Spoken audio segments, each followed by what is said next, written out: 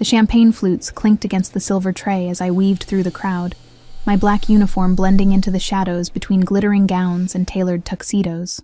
The Harrington Annual Charity Gala was in full swing, the grand ballroom of the Belmont Hotel transformed into a sea of wealth and influence I could only dream of.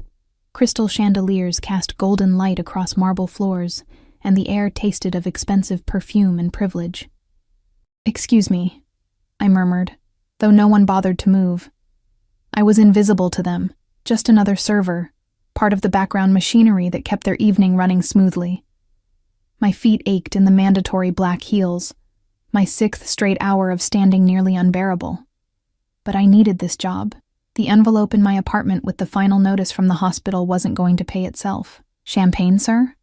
I offered the last flute on my tray to a portly gentleman who didn't even glance my way as he took it. His diamond cufflinks probably cost more than 6 months of my rent. "That's the last of them, Eliza," said Marco, another server passing by with empty appetizer plates. "Mrs. Winters wants you to check on the VIP section. They're running low on the special reserve." I nodded, suppressing a sigh. The VIP section meant the raised platform at the far end of the ballroom, sectioned off with velvet ropes and guarded by men whose bulging suit jackets couldn't quite hide their holstered weapons. Security for the elite. I'd been avoiding that area all night. "On it," I replied, tucking a strand of brown hair that had escaped my mandatory tight bun. As I made my way to the service bar for the special reserve champagne, my gaze drifted to the glass doors leading to the balcony. Just a 5-minute break. That's all I needed. Just 5 minutes to breathe air that wasn't heavy with wealth and judgment. I glanced around. Mrs. Winters, the event coordinator, was deep in conversation with the hotel manager. The other servers were busy with the dinner preparation. No one would notice if I slipped away briefly. The cool night air hit my face like a blessing as I stepped onto the balcony. The city sprawled below, a tapestry of lights against the darkness. I closed my eyes, inhaling deeply, feeling the tension in my shoulders ease slightly. "Shouldn't you be working?" The voice, deep, accented with something I couldn't place, startled me. I spun around, nearly losing my balance on the polished stone floor. He stood in the shadows, the ember of a cigarette glowing between his fingers. I couldn't make out his face clearly, but his silhouette was tall, broad-shouldered, beneath what was obviously an expertly tailored suit. Not one of the regular guests. I'd been serving them all night. This man had an air of something different, something dangerous. "I'm sorry, sir. I stammered, backing toward the door. Taking a moment to breathe, he finished for me, his voice unexpectedly gentle. "Don't apologize for being human." He stepped forward, and the soft light from the ballroom caught his features. My breath hitched. He was older than me, maybe late 30s, with olive skin and dark hair swept back from a face that belonged on a Renaissance painting. Strong jaw, straight nose, and eyes so intensely dark, they seemed to absorb the light around them. But it was the scar, a thin white line running from his right temple to the corner of his mouth, that made my heart rate quicken. I knew instantly who he was. Everyone in the city knew of Adriano Costello, or at least the whispers about him. The businessman whose enterprises extended far beyond legitimate commerce. The man whose name was spoken in hushed tones even by the wealthy elite inside. "I should get back," I managed, my voice barely audible. He nodded, taking another drag of his cigarette before extinguishing it precisely. "Of course." His eyes stayed on me, assessing, contemplating. "What's your name?" I hesitated. Everything in me screamed not to answer, to flee back to the safety of the crowd, but refusing him felt impossible. "Eliza. Eliza Brennan. Eliza." The way he said it made it sound like he was tasting it, committing it to memory. "Go on then. Don't let me keep you from your duties." I slipped back inside, heart hammering against my ribs. The encounter left me shaken in a way I couldn't explain. I rushed to the service bar, filling my tray with flutes of the special reserve champagne, a vintage that cost more per bottle than I made in a week. The VIP section loomed ahead.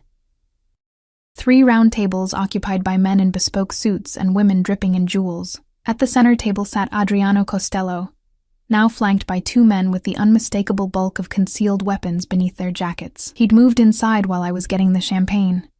I approached cautiously, offering drinks with a practiced smile that felt brittle on my face. When I reached his table, I kept my eyes down, focusing on the gleaming surface and the hands that reached for the champagne. Heavy rings, manicured nails, the subtle scent of expensive cologne. Miss Brennan. My name in his mouth froze me in place.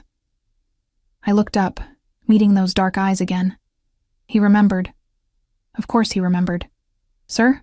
I managed. "You missed a spot." He gestured to the corner of his own mouth, indicating I should check mine. Mortified, I quickly wiped at my face, feeling a smudge of lipstick come away. "Thank you," I murmured. The ghost of a smile touched his lips, there and gone in an instant. I turned to leave, desperate to escape his presence, when disaster struck. The heel of my shoe caught in the plush carpet. I stumbled, the remaining champagne flutes on my tray tilting precariously. I overcorrected, and watched in horror as one flute tipped over the edge, its golden contents spilling directly onto the lap of the woman beside Adriano Costello. "You stupid girl!" she shrieked, leaping up as the expensive champagne soaked into her crimson gown. "Do you have any idea what this dress costs?" The room seemed to freeze. Every eye turned toward the commotion. Mrs. Winters was already hurrying over, her face a mask of professional panic. "I'm so sorry," I gasped, setting down the tray and grabbing napkins. "Please let me—" "Don't touch me!" The woman slapped my hand away. She was beautiful in that cold, perfect way. Blonde hair arranged in an elaborate updo, diamonds at her throat and ears, features sharp with fury. "You're fired. Do you hear me? I'll make sure you never work another event in this city." Mrs. Winters arrived, full of apologies and offers to cover cleaning costs. I stood frozen, watching my life crumble before me. Without this job, I couldn't pay rent. Couldn't make the hospital payments for my mother's care. Couldn't survive. "Enough, Vanessa." Adriano's voice cut through the commotion like a blade. He hadn't raised it, but the authority in his tone silenced everyone immediately. "Accidents happen." "Look what she did to my dress," Vanessa protested, though with noticeably less venom. Adriano's expression didn't change. "Mr. Reynolds will take you to have it cleaned. I believe the hotel has facilities." A subtle nod, and one of his men stepped forward, gesturing for Vanessa to follow. She looked like she wanted to argue but thought better of it. With a final glare in my direction, she stalked away. "Mrs. Winters," Adriano continued, his tone pleasant, but leaving no room for refusal. "I believe your staff is overworked tonight. Perhaps Miss Brennan could use a short break to compose herself." Mrs. Winters blinked rapidly. "Of course, Mr. Costello. Eliza, take 15 minutes in the staff room." I couldn't believe what I was hearing. Instead of being fired on the spot, I was being given a break.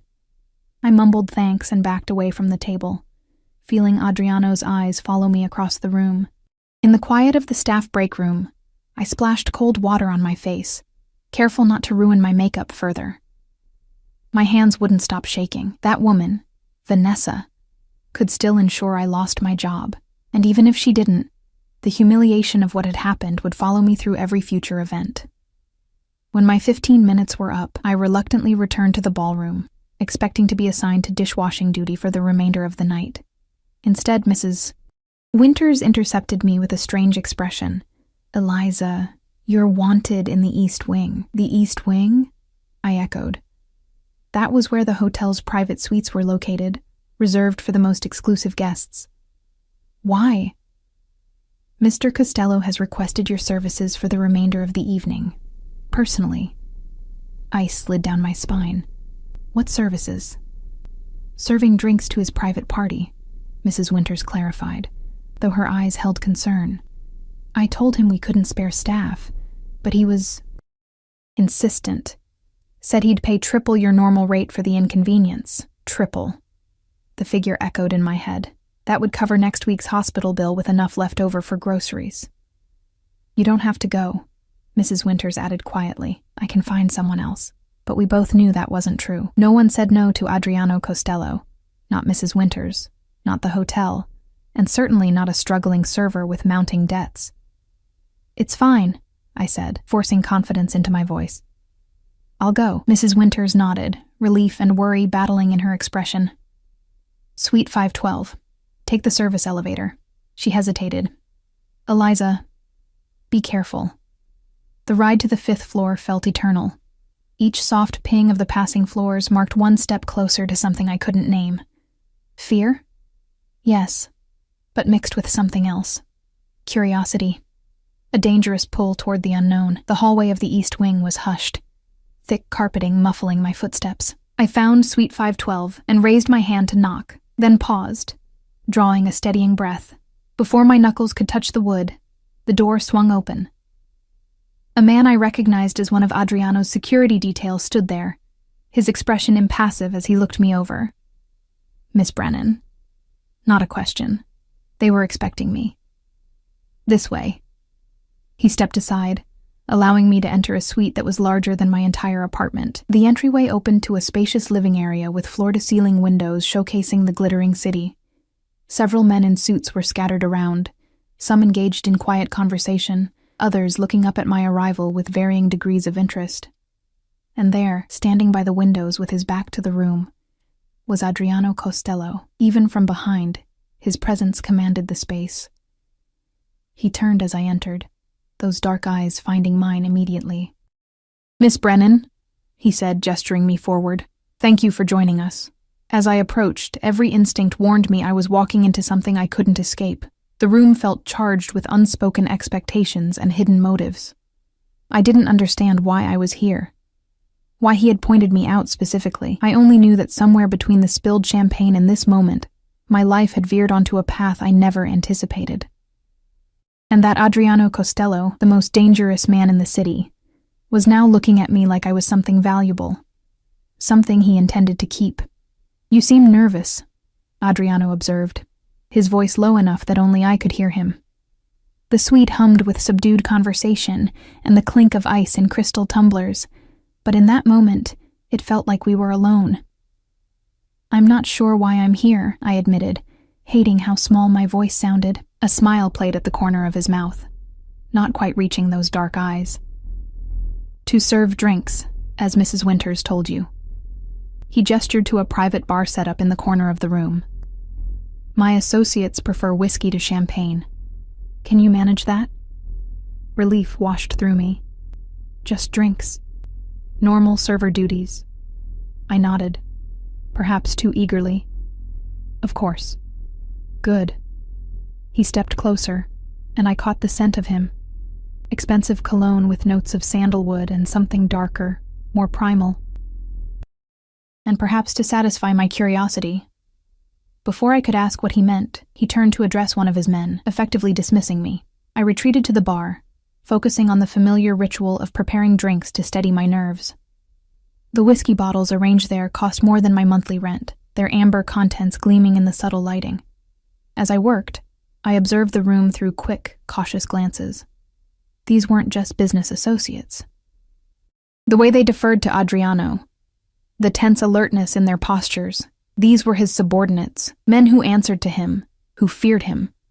I counted 7 besides Adriano himself, plus 2 by the door who never strayed from their posts. I circulated with a tray of whiskey, offering fresh drinks and collecting empty glasses.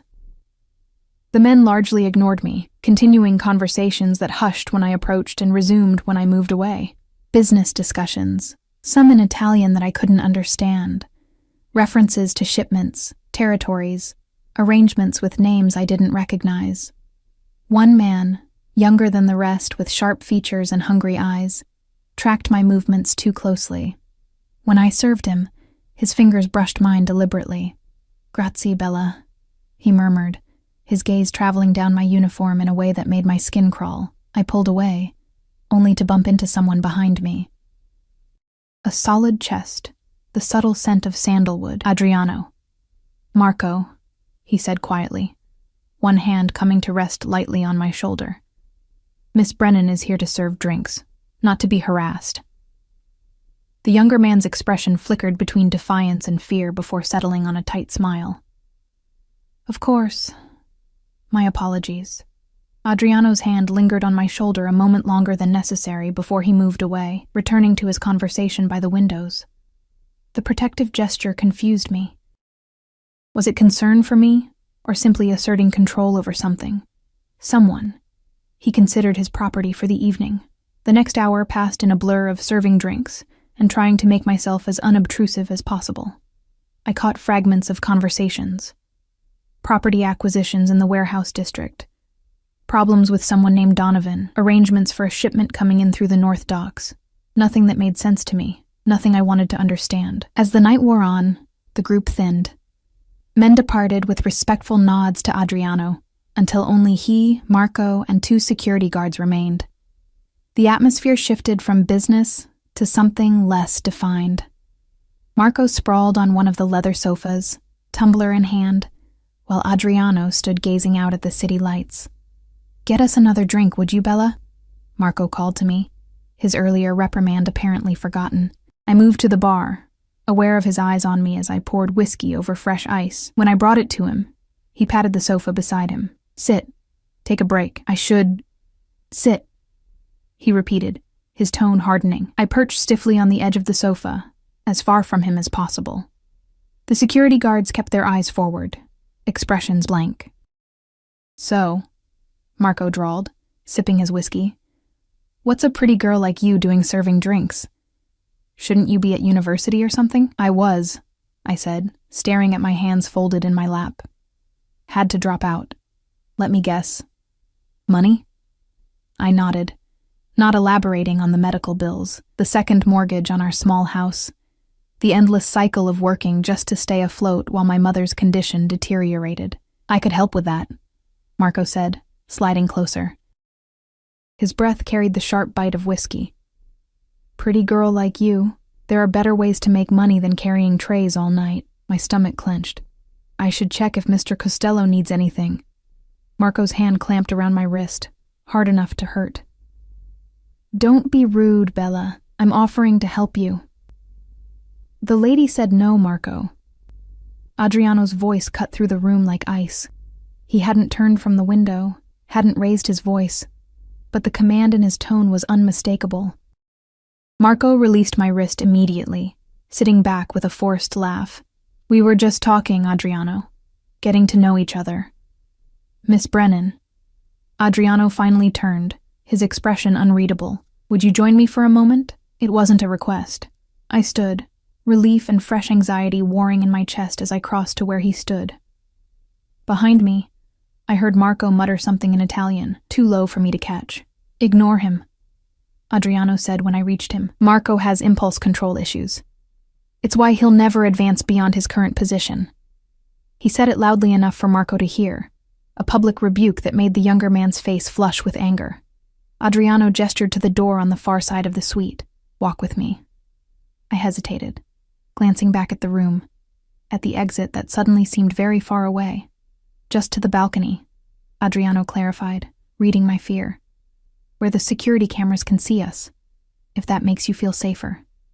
It didn't, not really, but refusing felt impossible.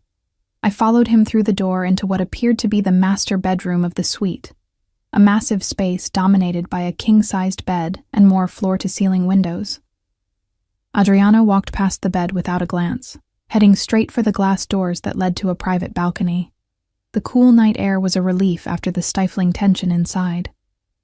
The balcony overlooked the city from an even higher vantage than the main ballroom, the lights stretching to the horizon where they met the blackness of the ocean. "Beautiful, isn't it?" Adriano said, his accent thickening slightly as he gazed out at the view. "I've always loved this city, even when it tried to destroy me." I didn't know how to respond to that, so I remained silent, keeping a careful distance between us. Below, tiny figures moved along the streets, headlights traced the grid of roads, all of them unaware of being observed from above. I wondered how many businesses down there paid protection to the man standing beside me. "Why did you have to drop out of university, Eliza?" he asked, startling me with the personal question and the use of my first name. "My mother got sick," I answered, the familiar pain tightening my chest. "Cancer. The insurance. It wasn't enough." Adriano nodded, unsurprised. The American healthcare system, so civilized, so brutal. He turned to face me, studying my face with an intensity that made me want to shrink away. And your father? Gone. Left when I was 12. So it's just you caring for her. It wasn't a question, but I nodded anyway. She's in a specialized care facility now. The treatments are experimental, but they're working. She has a chance. I didn't add that the chance came with a price tag that kept me awake at night, working double shifts and still falling behind. Noble, Adriano said, and I couldn't tell if he was being sincere or mocking. Family is everything. Those who abandon it. He shook his head, disgust evident in his expression. Men like your father deserve nothing but contempt. The vehemence in his voice surprised me. For a moment, the mask slipped, revealing something raw and personal beneath the controlled exterior. Then it was gone, his features composing themselves back into neutral observation. "What were you studying?" he asked, changing the subject abruptly. "Nursing," I said, a bitter smile twisting my lips at the irony. "Dropping out of nursing school to pay for medical care. You want to help people." I shrugged. "I want to make enough money to live." He laughed then, unexpected and genuine. "Practical. I like that." His gaze returned to the city below. "Do you know who I am, Eliza?" My heart rate picked up. "Everyone knows who you are, Mr. Costello." "Adriano," he corrected. "And what is it that everyone knows?" I swallowed hard. "That you're influential, that your business interests are diverse." Another laugh, shorter this time. "A diplomatic answer. Most would say I'm a criminal, a monster who profits from suffering."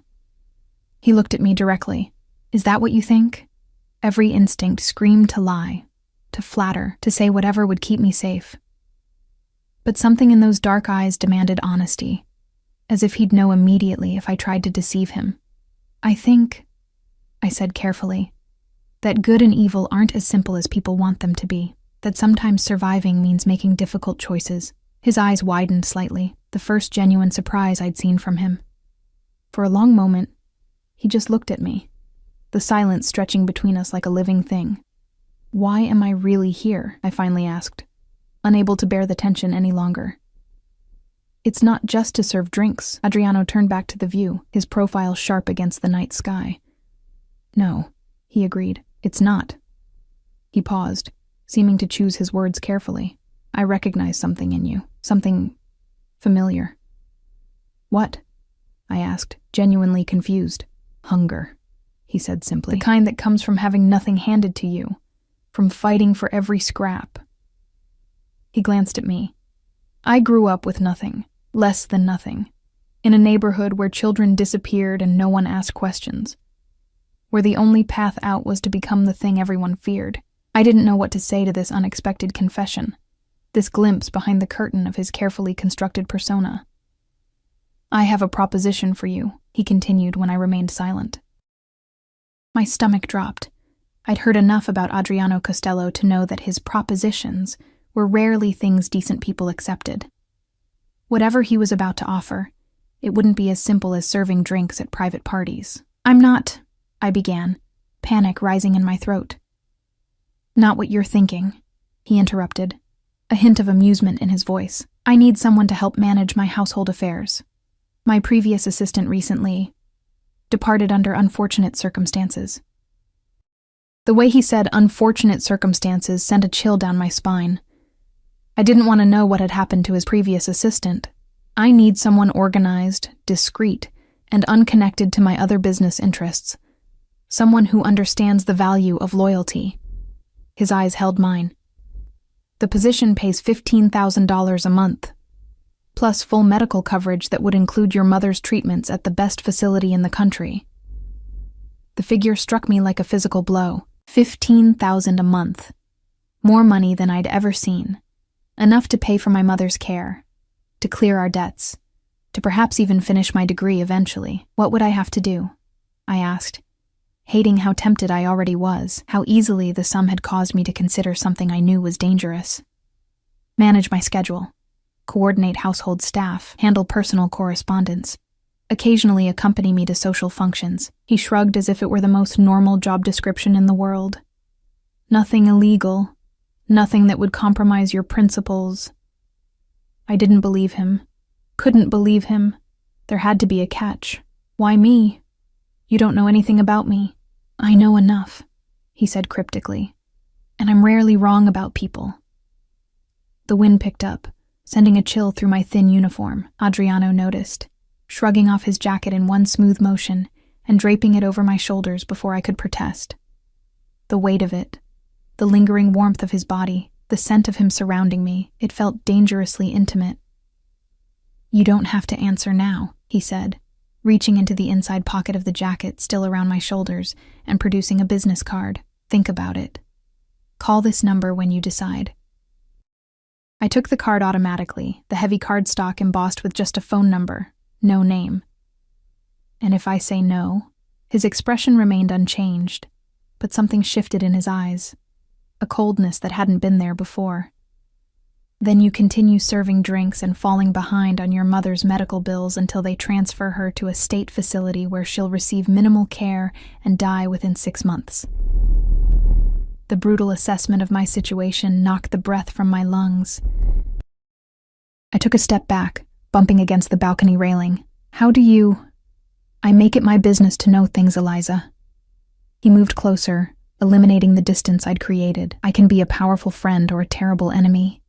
The choice is yours. Words failed me. This wasn't a choice. It was coercion wrapped in the thinnest veneer of opportunity. The sound of the balcony door opening saved me from having to respond. One of the security guards stepped out, his expression apologetic. Sir, Mr. Donovan is on the line. Says it's urgent. Adriano's jaw tightened almost imperceptibly. Tell him I'll call back in 5 minutes. The guard nodded and retreated, closing the door behind him. I should get back to work, I said, seizing the interruption as an escape. I started to shrug off his jacket, but his hand on my arm stopped me. Keep it for now, he said. You can return it when you come to give me your answer. I haven't agreed to anything. Not yet. The confidence in his voice was absolute. He knew the position I was in, knew I couldn't afford to refuse. But you will. I left the hotel that night with Adriano Costello's jacket wrapped around me like a shroud, his business card burning a hole in my pocket, and the weight of an impossible decision crushing my chest. The city bus rumbled beneath me as I stared out the window, watching raindrops race down the glass, distorting the neon lights beyond. $15,000 a month. The figure kept circling in my mind, tantalizing and terrifying in equal measure. With that kind of money, I could move Mom to the private facility her doctors had recommended, the one with experimental treatments showing promising results for cases like hers. I could pay off our mounting debts. Maybe even return to school eventually. All I had to do was tie my life to Adriano Costello, a man whose name made hardened businessmen pale, whose empire was built on blood and fear. The bus lurched to a stop 2 blocks from my apartment building. I clutched Adriano's jacket tighter around me as I stepped into the rain, the expensive fabric repelling water in a way my cheap raincoat never could. Even his clothing was a reminder of the power differential between us. What he could give so casually cost more than I made in a month. My apartment building loomed ahead, a dingy 5-story walk-up with security that consisted of a broken intercom system and doors that never quite locked properly. My home for the past 3 years, ever since selling our family house to pay for Mom's initial treatments. I trudged up 4 flights of stairs, each step an effort after being on my feet all night. The familiar scent of mildew greeted me as I unlocked my door. 1 bedroom, kitchen barely big enough to turn around in, bathroom with perpetually temperamental plumbing, but it was clean, and it was mine. For now, at least, until the next rent increase pushed it beyond my grasp. I hung Adriano's jacket carefully on the back of a kitchen chair, then collapsed onto my threadbare sofa, too exhausted to even change out of my uniform. The events of the night played on repeat behind my closed eyelids. The spilled champagne, Vanessa's rage, Adriano's dark eyes watching me from across the room, his proposition on the balcony. The sharp trill of my phone jolted me awake. I hadn't realized I'd fallen asleep, but the gray light of dawn now filtered through my thin curtains. I fumbled for my phone, expecting Mrs. Winters calling to fire me after the previous night's disaster. Hello? I answered, voice rough with sleep. Eliza Brennan? An unfamiliar male voice, clipped and professional. Yes? This is Dr. Abernathy from Sunset Care Center. I'm calling about your mother, Catherine Brennan. My heart stopped. What happened? Is she okay? She's stable, he assured me quickly. But we've had to adjust her medication protocol. The cancer has shown some progression in her lymph nodes. I closed my eyes, willing away the tears that threatened. What does that mean? It means we need to be more aggressive with treatment. I'd like to start her on a new immunotherapy regimen, but he hesitated. It's not covered by your current insurance plan. Of course it wasn't. Nothing that might actually help ever was. How much? I asked, the words scraping my throat. The initial treatment cycle would be approximately $27,000. With follow-up care, you're looking at around $40,000 for the first 3 months. The room tilted around me. $40,000. It might as well have been $40 million. Miss Brennan, are you still there? Yes, I whispered. I'll figure something out. Can we discuss this in person? I'd like to visit Mom today. Of course. I'll be on rounds this afternoon. Come by around 3. After hanging up, I sat motionless, staring at the jacket draped over my kitchen chair. Adriano Costello's business card was still in the pocket. One phone call, and my financial problems would disappear. One phone call, and I'd be tying my life to a man who terrified me. What choice did I really have? I showered, dressed in my one decent outfit, black slacks and a navy blouse I'd found at a thrift store, and headed to the care facility. The rain had stopped, but the sky remained a threatening steel gray, heavy with the promise of more to come. Sunset Care Center was nicer than the state hospitals, but far from the luxury facilities advertised in glossy brochures. The halls smelled of antiseptic and cafeteria food, and the nurses, though kind, were clearly overworked. I signed in at the front desk, pinning the visitor badge to my blouse before making the familiar journey to room 214. Mom was sitting up in bed when I arrived, her once vibrant red hair now thin and dull against the stark white pillow. The disease had whittled her down, stealing flesh from her bones and color from her cheeks, but her eyes, the same deep green as mine, lit up when she saw me. "There's my girl," she said, holding out arms that seemed too fragile to even lift. I hugged her gently, breathing in the familiar scent of her lavender lotion, pretending I didn't notice how much more pronounced her bones felt through the thin hospital gown. "How are you feeling today?" I asked, settling into the chair beside her bed. "Oh, you know me, stubborn as ever." She smiled, but I could see the pain she was hiding, the effort it took just to keep her expression bright for my sake. "How was the fancy party last night? Did you serve champagne to any celebrities?" I forced a laugh, pushing aside memories of Adriano's dark eyes. "No celebrities, just a bunch of rich people pretending to care about charity." We chatted about nothing important. The nurse she liked, the terrible hospital food, a book she was reading. I didn't tell her about Dr. Abernathy's call, about the $40,000 we didn't have, about the impossible choice I was facing. Her burden was heavy enough without adding my problems. Dr. Abernathy found us there an hour later, Mom laughing at some story I'd made up about a guest's ridiculous hat at the gala. He was younger than I expected, with kind eyes behind wire-rimmed glasses and a gentle manner that immediately put Mom at ease. "Mrs. Brennan, how are you feeling today?" he asked, checking the monitors beside her bed. "Ready to run a marathon," Mom quipped, making him smile. "Let's aim for a walk down the hall first, shall we?" He made notes on her chart, then glanced at me. "Miss Brennan, could we speak privately for a moment?"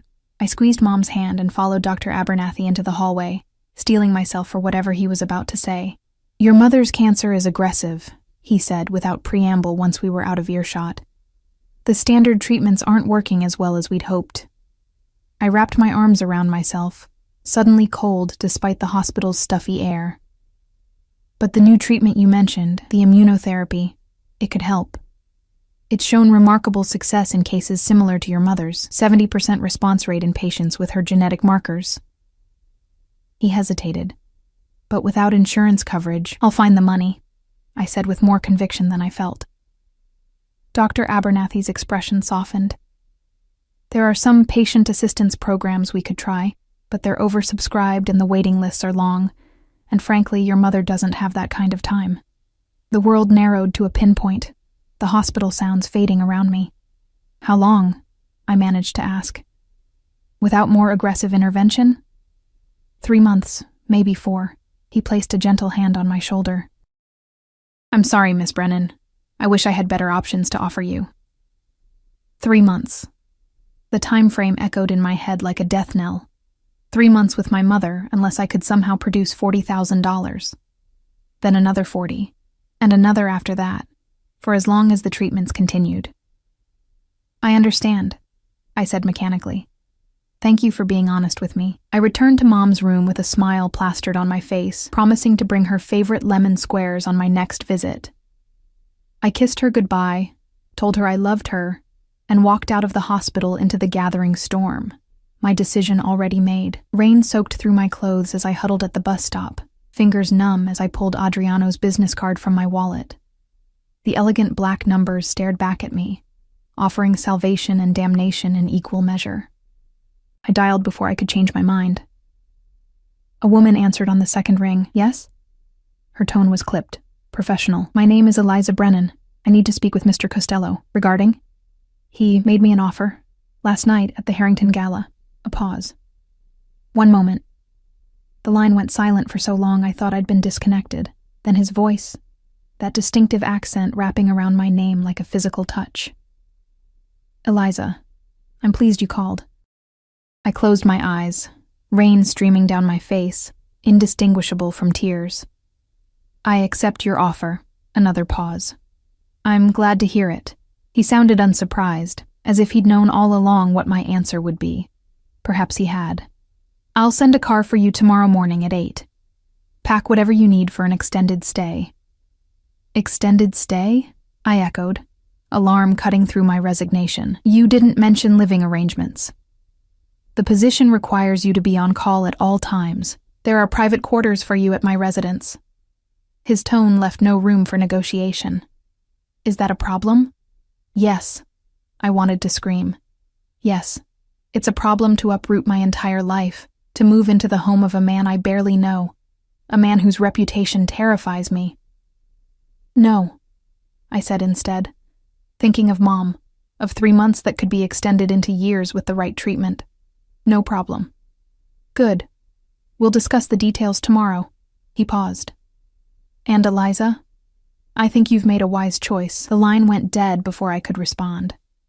I spent the night in a daze, packing my meager possessions into 2 suitcases. Clothes, a few books, the framed photo of Mom and me from before she got sick. I called Mrs. Winters to resign from the catering company, ignoring her concerned questions about my sudden departure. I paid my overdue rent, and arranged for the rest of my things to go into storage. By morning, I had effectively erased my existence from the world I knew. The car that arrived at 8 was a sleek black Bentley with tinted windows, driven by a stone-faced man who introduced himself only as Frank. He loaded my suitcases into the trunk without comment and held the back door open for me. Where are we going? I asked as we pulled away from my apartment building for the last time. Mr. Costello's primary residence, Frank replied, eyes fixed on the road. In Westridge Heights. Westridge Heights, the exclusive enclave of mansions in the hills overlooking the city, homes to old money and new tech billionaires. A world away from my dingy apartment and the hospital corridors where my mother fought for her life. We drove for nearly an hour, leaving the crowded city streets behind, ascending winding roads flanked by ancient trees and imposing security gates.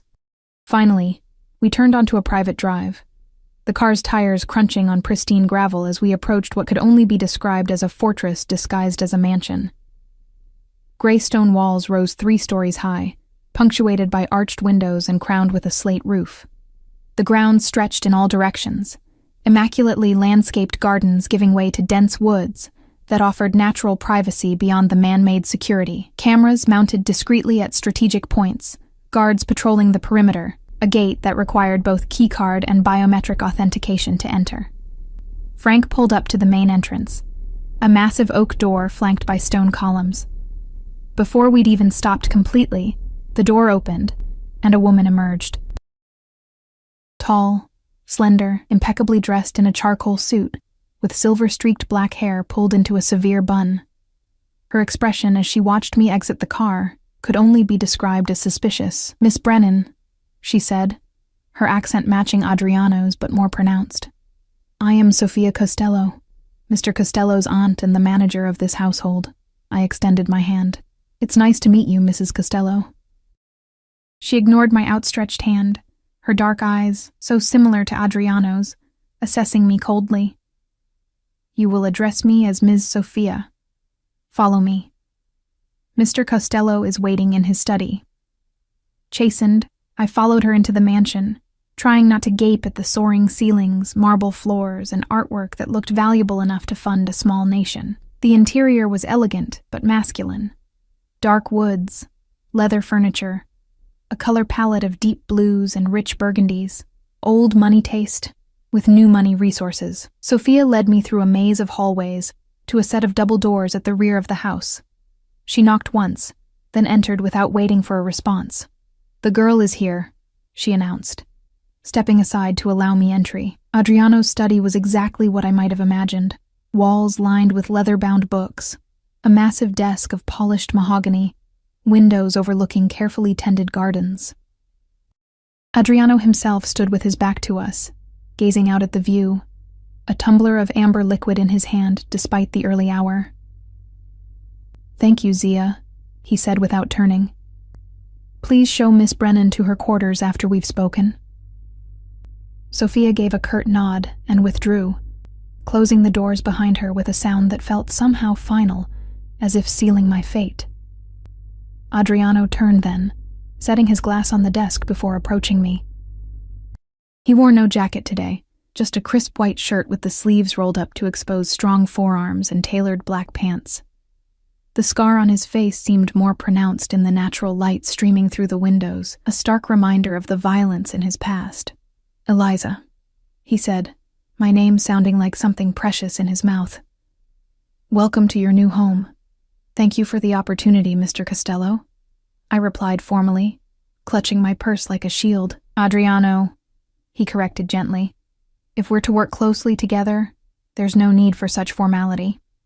He gestured to a seating area near the fireplace. "Please sit. We have much to discuss." I perched on the edge of a leather armchair, watching as he took the seat across from me.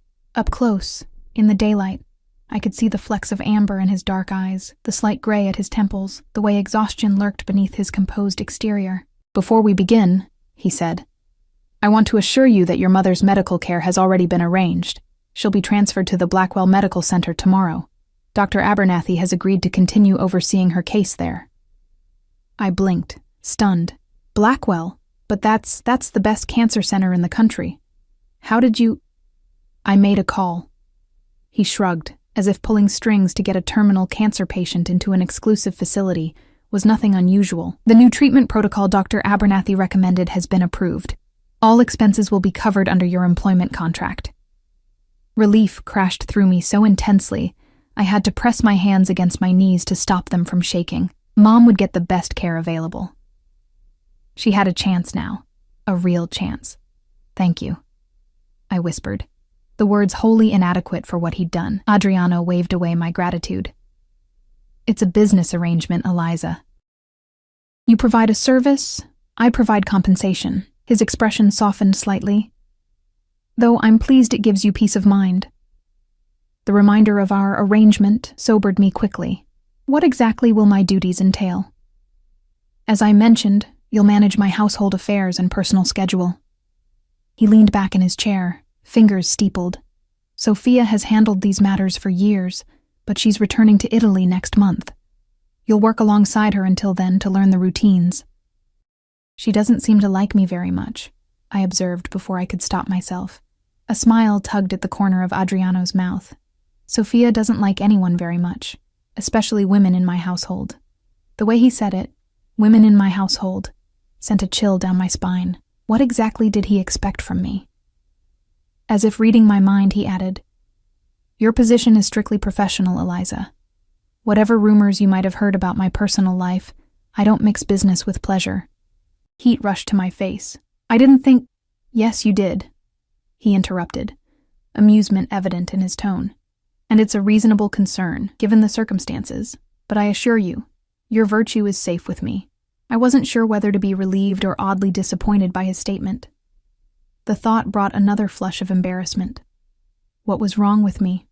There is one aspect of your role we didn't discuss last night, Adriano continued, his expression turning serious. Discretion is paramount in this household. You'll see and hear things that must remain private. People will visit who are never to be acknowledged outside these walls. Conversations will take place that you are to forget immediately. The implied threat behind his words was clear. I understand. Do you? His gaze bore into mine, because the consequences of betraying my trust would be severe. Not just for you, but for those you care about. My mother. He didn't need to say it explicitly. If I betrayed him, Mom's medical care would be the least of my worries. I understand, I repeated, meeting his eyes steadily, despite the fear curling in my stomach. I won't betray your trust. Adriano studied me for a long moment, as if searching for any hint of deception. Whatever he saw seemed to satisfy him. Good. He stood abruptly. Sophia will show you around the house and explain your duties. You'll begin officially tomorrow. He moved to his desk, pressing an intercom button. Zia, please come to the study. As we waited for Sophia to arrive, Adriano turned back to me. One more thing, Eliza. There's a charity event this Saturday at the Blackwell Center. You'll accompany me. As your assistant? I asked. Something flickered in his eyes. As my guest. The distinction is important in public. Before I could question what he meant, the study doors opened and Sophia entered, her expression no warmer than before. Show Miss Brennan to her quarters, Adriano instructed. And help her understand what will be expected of her. Sophia nodded curtly. This way, Miss Brennan. I rose to follow her, but Adriano's voice stopped me at the door. Eliza. I turned back to find him watching me with an intensity that made my heart skip. Welcome to the family. My quarters, as Sophia called them, were more luxurious than any place I'd ever lived. Located in the east wing of the mansion, they consisted of a spacious bedroom with an adjoining sitting room and a private bathroom that featured both a walk-in shower and a deep soaking tub. The furnishings were elegant but comfortable. A king-sized bed with a plush duvet, a reading nook by the window overlooking the gardens, bookshelves stocked with classics and contemporary fiction. This is excessive for staff accommodations, I said as Sophia showed me around. Her lips thinned. Mr. Costello insisted. The previous assistant had much smaller quarters in the staff wing. The way she said previous assistant made me wonder again what had happened to my predecessor. I wanted to ask, but sensed Sophia wouldn't give me a straight answer. Your duties will begin at 6 a.m., she continued briskly. You'll review Mr. Costello's schedule for the day, prepare any necessary documents, and ensure his breakfast preferences are communicated to the kitchen staff. He rises at 7 and expects his morning briefing by 7:30. She led me through the mansion, pointing out important rooms, the kitchen, the formal dining room, Adriano's private gym, the security office that I was explicitly told never to enter without permission. The house was a labyrinth of wealth and secrets, every room more opulent than the last. The west wing is Mr. Costello's private residence, Sophia explained as we passed a set of heavy wooden doors. You are not to enter without specific invitation or unless there is an emergency. What constitutes an emergency? I asked. Fire, earthquake, armed intruders. She gave me a cold look. Nothing less. The tour continued to the grounds, manicured gardens, a swimming pool that gleamed azure in the afternoon sun, tennis courts, and beyond them, dense woods that formed a natural privacy barrier around the property. The perimeter is secured by both physical and electronic measures, Sophia informed me. Don't wander beyond the gardens without informing security. They have orders to shoot unidentified persons in the outer grounds. I swallowed hard. Noted. By the time we returned to the house, my head was spinning with information. Security protocols, staff schedules, Adriano's preferences and pet peeves. He liked his coffee black with 1 sugar, never took breakfast before 8 a.m., preferred fresh flowers in his study, but none with strong scents. Didn't tolerate lateness from anyone, including himself. You'll need appropriate attire, Sophia said, eyeing my simple blouse and slacks with undisguised disdain. "A car will take you shopping tomorrow. Mr. Costello has established an account for your professional wardrobe." "That's not necessary," I began. "It is not a suggestion." Her tone brooked no argument. "Your appearance reflects on him. The current state of your wardrobe is inadequate." I bit back a retort. This woman already disliked me. Antagonizing her would only make my adjustment more difficult. "Now," Sophia continued, checking her watch, "Mr. Costello will be in meetings for the remainder of the day. You'll dine in your quarters tonight. Starting tomorrow, you'll take breakfast and lunch with the senior staff and dinner with Mr. Costello when he's in residence." "I'll be dining with him?" I couldn't hide my surprise. "He prefers company for meals when his schedule permits. Usually it's myself or his security chief." A hint of suspicion entered her eyes. "Do you find that objectionable?" "No, of course not," I said quickly. "I just wasn't expecting it." Sophia studied me for a long moment. "What were you expecting, Miss Brennan, when a man like Adriano Costello plucks a girl like you from obscurity and installs her in his home?" The implication was clear. An indignation flared through me. "He said the position was strictly professional." "And you believed him?" It wasn't a question, but a statement dripping with skepticism. Should I not have? Sophia's expression softened fractionally, something almost like pity entering her eyes.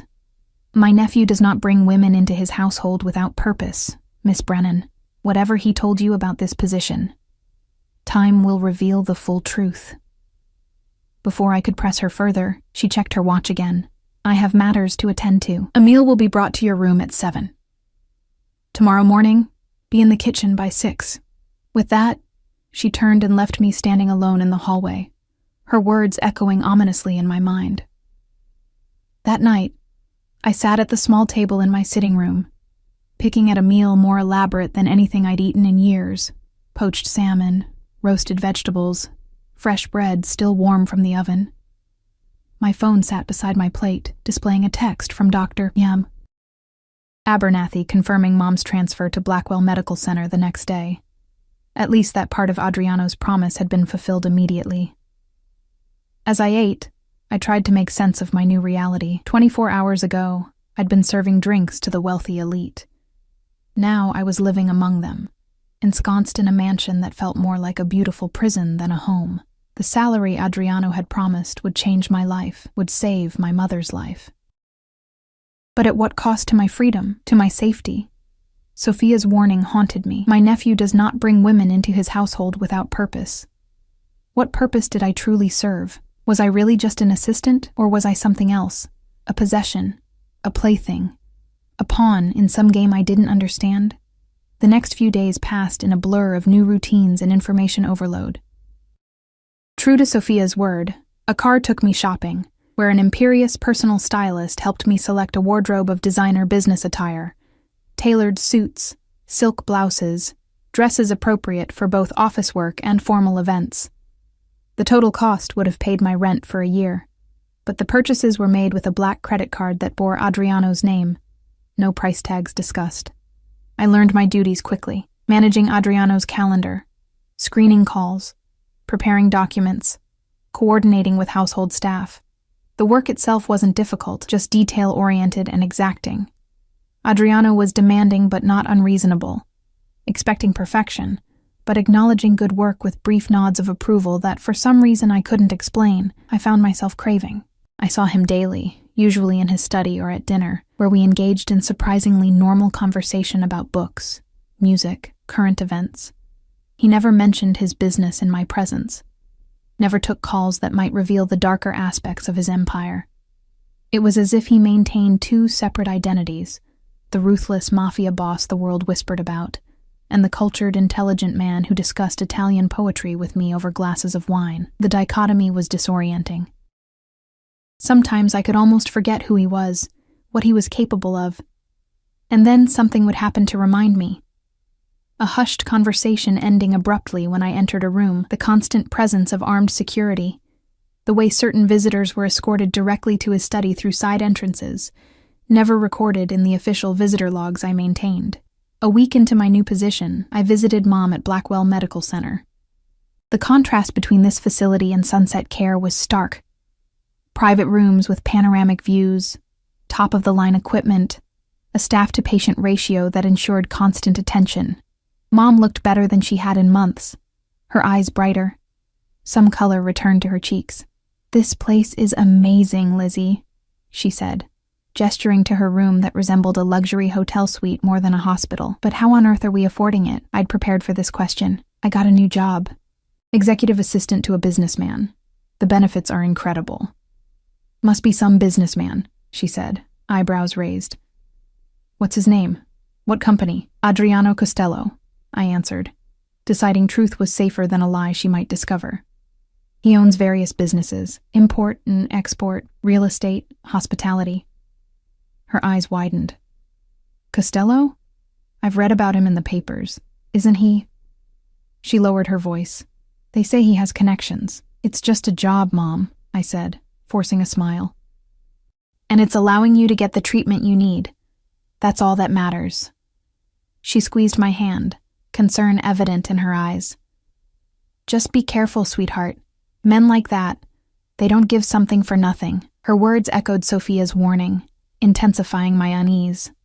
But watching her respond to a treatment that would have been financially impossible just weeks ago, I pushed my doubts aside. Whatever Adriano's true motives, the reality was that my mother now had a fighting chance. I would pay whatever price necessary for that. On Saturday evening, I stood in my new bedroom, staring at my reflection in the full-length mirror. The dress Sophia had selected for the charity event, a floor-length gown of deep emerald silk that complemented my eyes and hair, made me look like someone I barely recognized. Elegant, sophisticated, like I belonged in Adriano's world. A knock at my door startled me. When I opened it, I found Adriano himself waiting in the hallway, impeccable in a black tuxedo that emphasized his broad shoulders and lean frame. His eyes widened slightly as they took in my appearance. "You look beautiful," he said, the simple compliment sending an unexpected flush of pleasure through me. "Thank you," I replied, suddenly self-conscious. "You look very nice as well." A hint of amusement crossed his face at my awkward response. "Are you ready? The car is waiting." The charity gala at Blackwell Medical Center was even more lavish than the Harrington event where I'd first encountered Adriano. Held in the center's grand atrium, it featured an orchestra, gourmet catering, and a guest list comprised of the city's wealthiest and most influential citizens. The difference was that this time, I wasn't carrying a tray of champagne. I was on Adriano's arm, introduced as his associate to countless people whose names blurred together: doctors, donors, politicians, business leaders. Everyone knew him. Everyone respected him, or feared him. Sometimes it was hard to tell the difference. "Mr. Costello," gushed a silver-haired woman dripping in diamonds. "How wonderful to see you again. Your contribution to our pediatric wing has been transformative." "The children deserve the best care, Mrs. Hartwell," Adriano replied smoothly. "May I introduce Eliza Brennan? She's recently joined my staff." Mrs. Hartwell's eyes assessed me with practiced politeness that didn't quite hide her curiosity. "Lovely to meet you, dear. And what exactly do you do for Mr. Costello?" Before I could answer, Adriano's hand settled possessively at the small of my back. "Eliza manages my personal affairs," he said, his tone discouraging further inquiry. "She's proving quite invaluable." The woman's eyebrows rose slightly, her lips curving into a knowing smile that made my cheeks burn. She thought I was his mistress, I realized. They all probably did. As the evening progressed, I became increasingly aware of the curious glances, the whispered conversations that stopped when we approached, the speculative looks that followed us across the room. Adriano seemed oblivious, or perhaps indifferent, to the gossip swirling around us.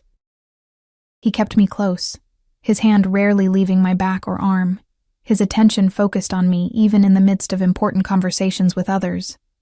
"You're tense," he observed as we stood by the champagne fountain, momentarily alone. "Are you uncomfortable?" "Everyone thinks I'm sleeping with you," I said bluntly, then immediately regretted my candor. To my surprise, Adriano laughed, a genuine sound of amusement that softened his features and made him look years younger. "Does that bother you?" "Shouldn't it?" He sipped his champagne thoughtfully. People will always talk, Eliza. Their opinions matter only if you give them power. It's different for you, I pointed out. You're a man. Your reputation isn't damaged by such assumptions. True, he acknowledged. The double standard persists, even in these supposedly enlightened times. He studied me over the rim of his glass. Would you prefer I correct their misconceptions? I considered this. Did I want Adriano announcing to everyone that our relationship was strictly professional? Something in me rebelled at the thought, though I couldn't articulate why. No, I said finally. It doesn't matter what they think. His eyes warmed with approval. Now you're learning. Later, as we circulated among the guests, I spotted a familiar face that made my blood run cold. Vanessa, the woman whose dress I'd ruined at the Harrington Gala, stood across the room, her gaze locked on me with unmistakable hostility. What's wrong? Adriano asked, noticing my sudden tension. The woman in the red dress, I murmured. Vanessa. From the Harrington event. Understanding dawned in his eyes. Ah, Vanessa Moretti. Marco's sister. The connection startled me. Marco? The man from your suite that night? Adriano nodded. A distant cousin, technically. His family has ties to mine in Sicily. His expression hardened as he observed Vanessa moving toward us. Stay close to me. Vanessa approached with the confidence of a woman accustomed to her own beauty as a weapon. Her red dress clung to her curves, her blonde hair arranged in an elegant updo that emphasized her sculptured features. Adriano, she purred, air-kissing his cheek. What a pleasant surprise. Her gaze slid to me, ice-cold and assessing. And your server. How quaint. Eliza is my personal assistant now, Adriano replied, his tone pleasant, but with an underlying steel that made Vanessa's smile falter slightly. How fortunate for her. Vanessa's voice dripped with insinuation. Moving up in the world so quickly. One has to wonder what special skills she possesses.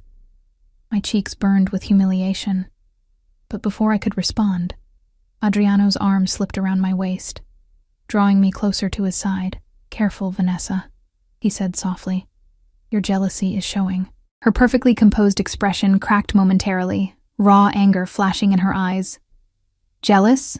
Of her? Don't be ridiculous, Adriano. Then I suggest you show Miss Brennan the respect she deserves as a valued member of my household. The threat in his voice was subtle, but unmistakable. Unless you'd prefer your brother lost his position as well? Vanessa paled slightly. Of course. My apologies if I've offended. The words were stiff, forced through clenched teeth. I'm sure she's quite competent. She is, Adriano agreed. Now, if you'll excuse us, we have others to greet. He guided me away, his hand warm against my back. I apologize for Vanessa, he said once we were out of earshot. She's been trying to secure a position in my household for years. A position? I echoed, confused.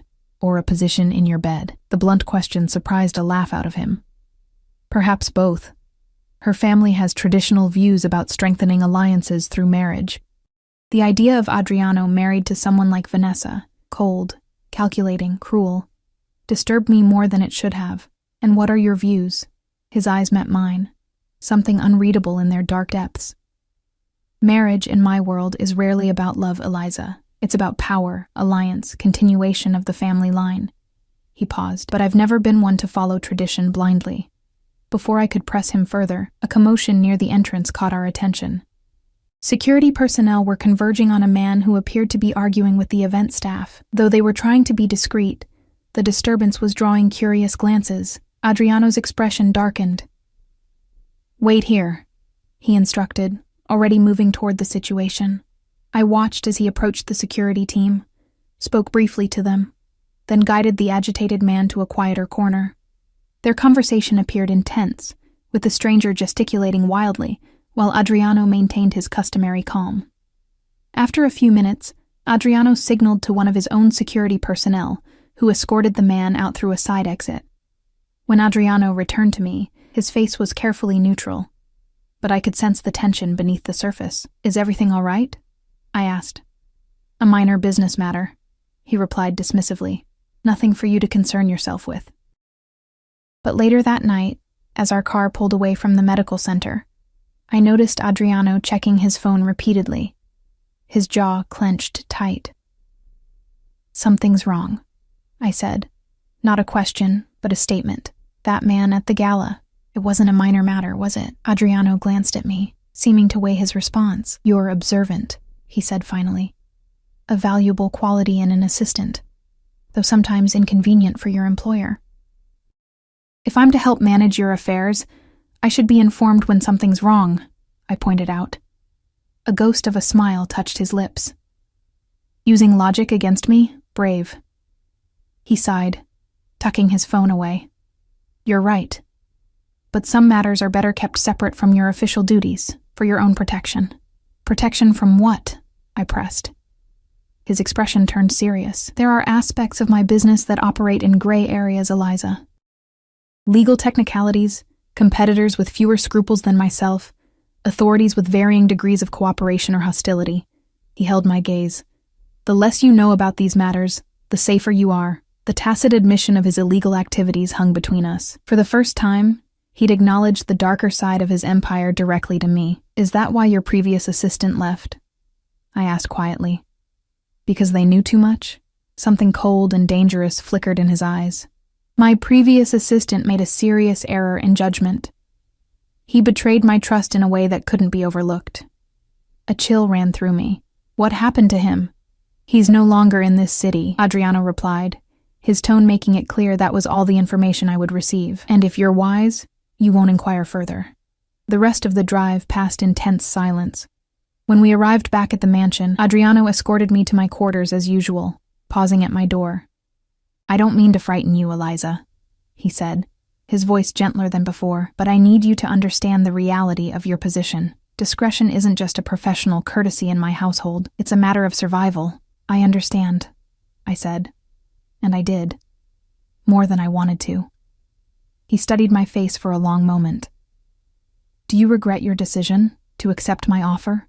I thought of Mom in her private room at Blackwell, receiving treatment that was already showing positive results. I thought of the financial security I now had, the freedom from the constant grinding anxiety of poverty. "No," I answered honestly. "I don't regret it." Something like relief crossed his features. "Good. Because despite what Sophia or others might imply, I didn't bring you into my home on a whim or for unsavory purposes." He hesitated, uncharacteristically uncertain. "I recognized something in you, Eliza. A strength beneath the vulnerability. A loyalty that can't be bought but, once earned, is unbreakable." His words stirred something warm in my chest, dangerous in its intensity. "How could you possibly know that about me from one brief encounter?" "Because I've spent my life reading people," he said simply. "My survival has depended on it." His hand rose, hesitating briefly before brushing a strand of hair from my face with unexpected gentleness. "And because I see myself in you. The person I might have been, under different circumstances." The touch sent electricity cascading through me. I stood frozen, caught between the urge to step away and the even more disturbing desire to lean into his hand. Adriano seemed to catch himself, dropping his hand and taking a deliberate step back. "Good night, Eliza," he said, his voice carefully controlled. "Thank you for your company this evening." "Good night," I whispered as he turned to leave. Alone in my room, I stood motionless, my fingertips touching the spot on my cheek where his hand had been. Something was shifting between us. Something neither of us had anticipated. The professional boundaries I'd clung to were blurring, complicated by an attraction I couldn't deny and shouldn't encourage. I thought of all the warnings, from Sophia, from Mom, from Adriano himself, the dangers of his world, the consequences of missteps. Yet despite everything, despite knowing exactly who and what he was, I found myself drawn to him like a moth to flame, irresistibly pulled toward a light that could either illuminate or destroy me. In the weeks that followed, I settled fully into my role in Adriano's household. Sophia departed for Italy after a thorough handover that included both professional instruction and a final cryptic warning. He will offer you everything, and it will seem like a choice. Remember that with men like my nephew, there are no real choices for women like us, only the illusions of them. Her words haunted me, especially as my relationship with Adriano evolved. Our professional interactions gave way to something more complex, dinners that stretched late into the evening, conversations that wandered from business to philosophy, small moments of connection that seemed innocent until I caught him watching me with an intensity that made my heart race. I tried to maintain boundaries, to remember what he was, a criminal, a man whose power was built on violence and fear. But it became increasingly difficult to reconcile the monster from the rumors with the man who discussed classic literature with genuine passion, who visited my mother at Blackwell weekly without my knowledge until she mentioned it, who respected my opinions and valued my insights in ways no one ever had before. 3 months into my employment, everything changed. I was in Adriano's study late one evening, reviewing his schedule for an upcoming trip to Chicago, when the doors burst open. Marco strode in, his face flushed with anger or exertion, paying me no attention as he addressed Adriano in rapid Italian. I caught only fragments. Problema, polizia, Donovan, but Adriano's expression darkened with each word. He responded sharply, then glanced at me, switching to English. Eliza, you should retire for the evening. We have business to discuss. I gathered my tablet and papers, heading for the door, but Marco's next words stopped me cold. She shouldn't be here anyway, he said, glaring in my direction. You know what happened with the last one who knew too much. Enough, Marco, Adriano snapped. Miss Brennan has my complete trust. Marco scoffed.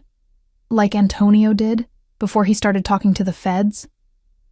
The name hit me like a physical blow. Antonio, my predecessor, the assistant who had departed under unfortunate circumstances, who had apparently been an informant for the FBI. Adriano's eyes met mine across the room, seeing the realization dawn. Eliza. I should go, I said quickly, needing to escape, to process what I'd just learned. I fled to my quarters, heart pounding. Antonio had betrayed Adriano to the authorities and then, what? Disappeared? Been eliminated? The implications were terrifying. If Adriano discovered even a hint of disloyalty from me, would I meet the same fate? A soft knock on my door an hour later interrupted my panicked thoughts. I knew who it was before I opened it. Adriano stood in the hallway, his expression grave. May I come in? I stepped aside silently, allowing him to enter. He moved to the center of the room, hands clasped behind his back, unusually hesitant. You heard something tonight that disturbed you, he said finally. Antonio, I said, he was informing on you to the FBI. Adriano nodded once. Yes. And what happened to him? I forced myself to ask, needing to hear it directly. He's alive, Adriano said, surprising me. Living under a new identity in Arizona, last I heard. Relief flooded me, immediately followed by confusion. You let him go? After he betrayed you? I'm not the monster the papers make me out to be, Eliza. He moved to the window, gazing out at the darkened grounds. Antonio was young, afraid. The FBI threatened his family. I understood his choice, even if I couldn't allow him to remain in my organization. I studied his profile, trying to reconcile this mercy with the ruthless reputation that preceded him. Why are you telling me this? He turned to face me. Because I want you to understand who I really am, not who others claim I am. Yes, I operate outside the law at times. Yes, I've done things I'm not proud of. But I have lines I don't cross, principles I don't compromise. Like not killing informants? I asked, unable to keep the edge from my voice. Like not hurting those who act out of love for their family, he corrected. Antonio betrayed me to protect his parents. I respect family loyalty above all else. His eyes held mine. It's why I understood your choice to accept my offer, why I admire your dedication to your mother. The sincerity in his voice disarmed me. For the first time, I allowed myself to consider that perhaps the man standing before me was more complex, more human, than his reputation suggested. Why did you really hire me, Adriano? I asked quietly. The truth. He hesitated, seeming to wrestle with his answer. I told you before. I recognized something in you, a reflection. He moved closer, close enough that I could smell his cologne, feel the warmth radiating from him, but there's more. From the moment I saw you on that balcony, trying to steal a moment's peace in a world determined to grind you down, I felt something I haven't felt in years. A connection. A possibility. My heart thundered in my chest. A possibility of what? Of not being alone, he said simply. Of being understood. Of finding someone who sees me. The real me. Not the myth or the monster. And doesn't turn away. His vulnerability, so unexpected from a man of his power, cracked something open inside me. All the emotions I'd been suppressing, the attraction, the growing affection, the dangerous pull toward him, flooded through the breach. I see you, I whispered. And I'm still here. Something shifted in his eyes, hope, wonder, desire. He reached out slowly, giving me time to retreat, and when I didn't, his hand cupped my cheek. Eliza, he murmured, my name a question and a prayer on his lips. I answered by closing the distance between us, my mouth finding his in a kiss that felt inevitable, as if all paths had been leading to this moment. From the first time our eyes met, his arms encircled me, strong and sure, as he deepened the kiss with a hunger that matched my own. When we finally broke apart, breathless, he rested his forehead against mine. You understand what this means? He asked. To be with me? I did. It meant accepting all of him, the businessman, the criminal, the protector, the threat. It meant entering his world fully, with all its dangers and complications.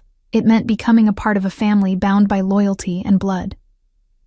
I understand, I said, knowing that in this moment, I was making a choice that would irrevocably alter my life. I choose you, Adriano.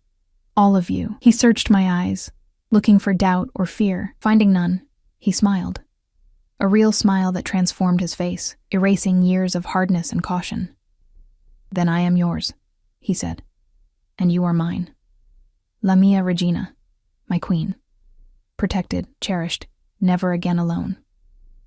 In his arms, surrounded by his strength and his promise of protection, I felt the last of my reservations fall away. The path that had begun with spilled champagne and a desperate bargain had led me here, to a man both dangerous and tender, to a life both precarious and privileged. I had entered Adriano's world as a server, invisible to the powerful elite. I would remain in it as his chosen companion, his confidant, his equal in all the ways that mattered. Whatever came next, whatever challenges his world presented, we would face them together. For the first time since my mother's diagnosis had shattered my carefully planned life, I felt not just secure, but truly seen. In the most unexpected place, with the most dangerous man, I had found my home.